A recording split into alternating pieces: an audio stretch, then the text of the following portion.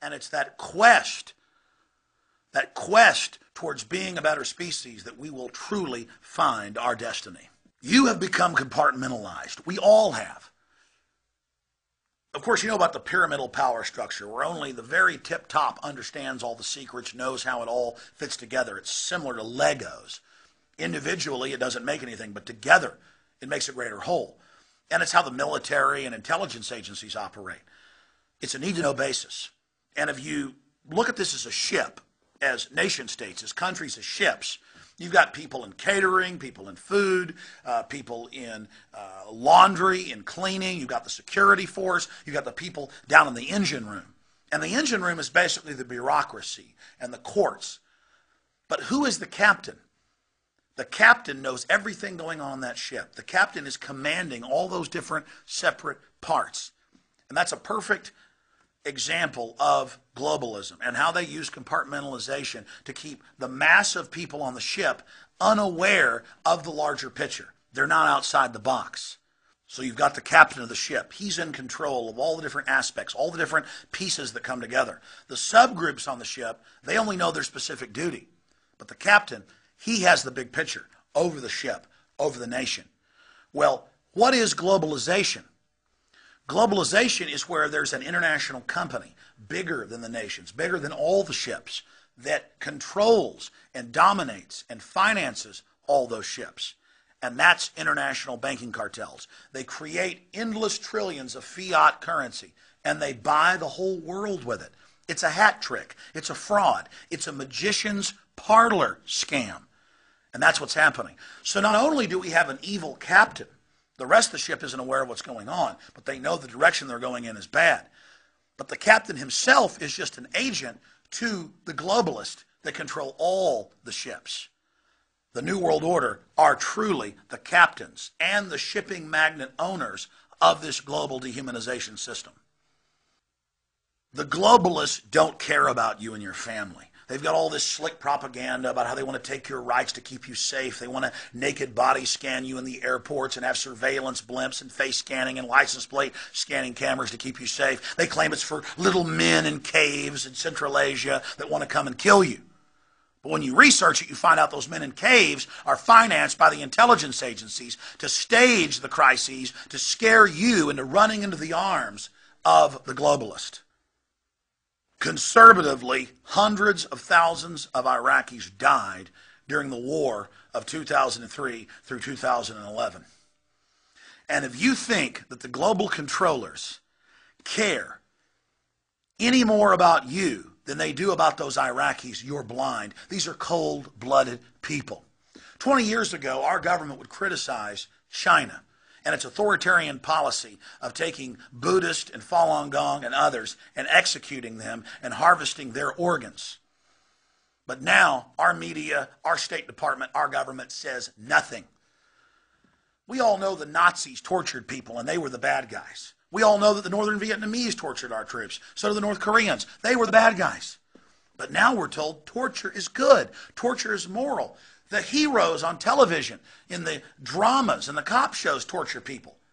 You are being bathed, I am being bathed, and conditioned to accept classical oppression, classical evil. It's happened over and over and over again in history. And when the population becomes decadent and stops caring and stops getting involved, and turns loose of any responsibility, evil floods in to all the major systems of power in the government and in the corporations, and society implodes like we've seen in Mexico and North Korea and so many other places.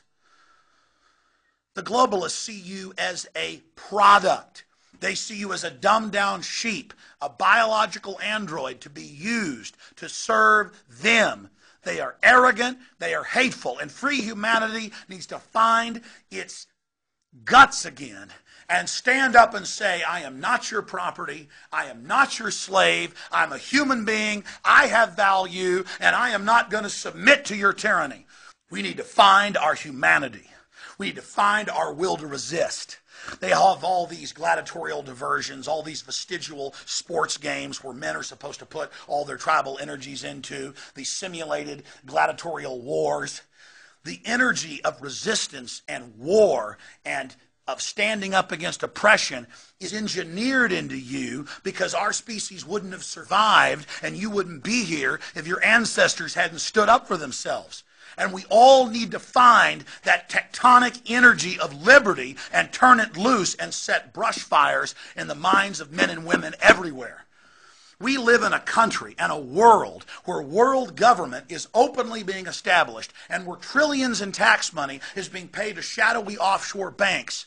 Now, when Congress asked the Federal Reserve, where did the money go? They tell Congress, we're not going to tell you. This is an outrageous affront in our face. We're being trained to accept police tasering us for no reason. We're being trained to accept naked body scanners. We're being domesticated and having our will broken so that as individuals and as a society, our women, our children, and all of us can be conditioned to become nothing but cattle to this ruling elite. And so many of you that serve the system believe that you're on a power trip and that you're part of the control mechanism and that you're on the winning team. If you'd actually studied history and sociology and anthropology, you'd know that the first group that gets exterminated are those that help bring the tyranny to power. You have been warned. Our society is crumbling and degenerating. They are filling the vaccines full of eugenic chemicals to sterilize us, to brain damage us, and to make us more servile and more submissive. And we've got all the major foundation documents and government documents that admit it. You have been warned. There is no way you can deny this information. All you need to do is go look at what I'm covering here to find out that it's true for yourself. You notice that all these private mercenaries are now operating all over the world, but also in the United States against the American people. And the police are becoming more and more armed, and they're now starting to station military in our major cities. The balance of power is shifting towards the state with physical force because they know that you're waking up. They know you're becoming aware. They know that you're peacefully starting to take your communities back, one mind at a time.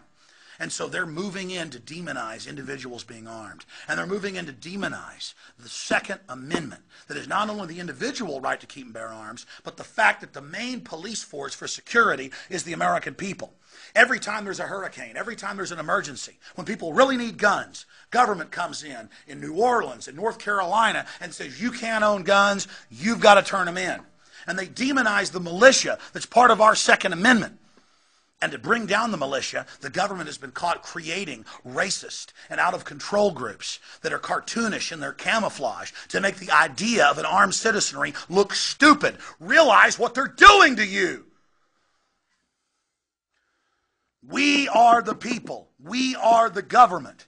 We created this government. Of course the people in a free nation are armed. Only slaves are disarmed. The first people to have their rights taken to own guns were African Americans in this country after the Civil War. Gun control is a tool of enslavement. Only free men and women have the right to keep and bear weapons. You get a Democrat in office, and everybody gets angry at them because they're carrying out the globalist agenda. Then they put a Republican in office, and the people get angry because they carry out the same agenda. Then they put another Democrat in, and it goes on and on and on. And the office of the presidency has been given all this unconstitutional power with executive orders and all this warrantless wiretapping and all of the police state control. The last time our Congress declared war was World War II. The Congress represents the people. It declares the war. Then the president executes it. But we have the office of the presidency being turned into this demigod position. But it's a hollow position. They're not even really a dictator. They are a spokesperson for the National Security Council and the private corporate dictatorship that's been created. But presidents serve another role. They're basically birdcage liner. They put in Bush, they put in Obama, they put in other presidents, and when the bird, that's the New World Order, gets done crapping on it, they remove the birdcage liner, the president, blame everything on it, and we never discuss the bird that soiled the birdcage liner. Think about sodium fluoride in the water. The majority of FDA scientists have come out in the last decade and said, take it out of the water. It increases cancer. It causes reductions in fertility. It causes all these other serious problems. But the government says, we're going to force medicate you, supposedly for your teeth. And then they say, oh, we're going to force you to take vaccines. And every year, hundreds of new vaccines get approved, and the big pharma companies come in and lobby the government to try to mandate that you take those shots. As a free human, you have no responsibility to take their vaccines. Stand up and say, no, you're not going to put things in my body. More than a decade ago, I received secret documents from a nurse in San Antonio detailing that for more than 3 decades, blood was taken, not just in the United States, but in every industrialized country, from newborn babies. Parents were told it was going for a blood test, but it was really going to a secret global bioweapons database. So they have your genetic number and can even make a specific bioweapon for you individually. In the last 3 years, they've now declassified this information in your face. This government is so secretive, so creepy, that they've been taking your blood worldwide. We're already under a world government, ladies and gentlemen. We need to discover and realize the magic that is all around us, how wonderful life is.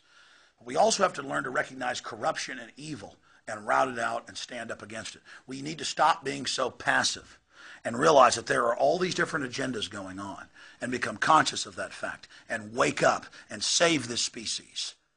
It's up to you. The ball is in your court. The American empire was designed to fall. In 1913, the private banks took over the country and set up the Federal Reserve. They've run up our national credit card. They've used us to build their empire. We've taken the blame for all of these imperial wars launched by these private robber barons. And now the globalists are just going to move on. The United States is being destroyed by design. The empire that we've become is being destroyed by design. And everyone instinctively knows it. So instead of having a fatalistic, I don't care about the world, screw everybody attitude, decide that you're going to wake up and stand up and get involved with others to defeat this dehumanization. Think about your ancestors. They didn't give up under adversity, under starvation, under warring tribes attacking them, cannibals, wild animals, earth changes. They struggled. A lot of people didn't make it, but your ancestors struggled and went through hell, regardless of what color you are, whether you're German, Jewish, Chinese, Mexican, it doesn't matter. Your ancestors went through hell and worked their fingers to the bone, and many of them died so you could be here today and have what you've got. Let's not let a bunch of control freaks take control of our society. They've learned how humans operate. They know the secrets I know. Now you know these secrets. Stand up. Reclaim your humanity.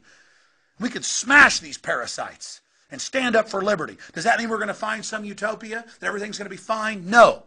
But if we give in to corruption, if we give up, we know we're going to hell in a handbasket. It's only when we stand up for something good and pure and strong that we've got a chance.